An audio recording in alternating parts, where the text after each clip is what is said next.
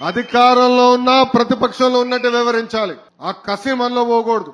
మీరు నా ఒకవైపే చూస్తారు, అది జగన్మోహన్ రెడ్డి గారితో పోరాడతాం. ఇంకో వైపు ఉంది, అది బాబు గారితో పోరాడతాం. అంటే ఒక సంస్కరణ తీసుకురావాలి, పార్టీలో ఒక మార్పు తీసుకురావాలంటే అహర్నిశలు నేను కష్టపడతా. వేదిక మీద కొంతమంది తెలుసు నేను ఎంత పోరాడతాను.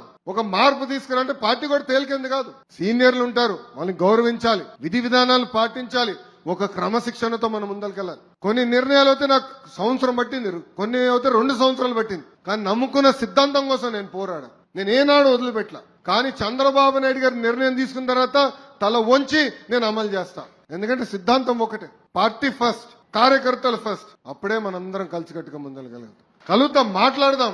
వార్డు అధ్యక్షుడు ఉన్నాడు, పట్టణ పార్టీ ఉంది, ఎమ్మెల్యే గారు ఉన్నారు, ఏకంగా ఇన్ఛార్జ్ మంత్రి గారు ఉన్నారు, ఎంపీ గారు ఉన్నారు, పార్లమెంట్ పార్టీ అధ్యక్షుడు ఉన్నారు, జోనల్ కోఆర్డినేటర్ ఉన్నారు. అందరూ కలిసికట్టుగా మాట్లాడుకోవాలి, మన సమస్యలు మనమే పరిష్కరించుకోవాలి. అది దయచేసి గుర్తుపెట్టుకోవాలని ఇక్కడున్న తెలుగుదేశం పార్టీ కార్యకర్తలందరినీ నేను కోరుతున్నా.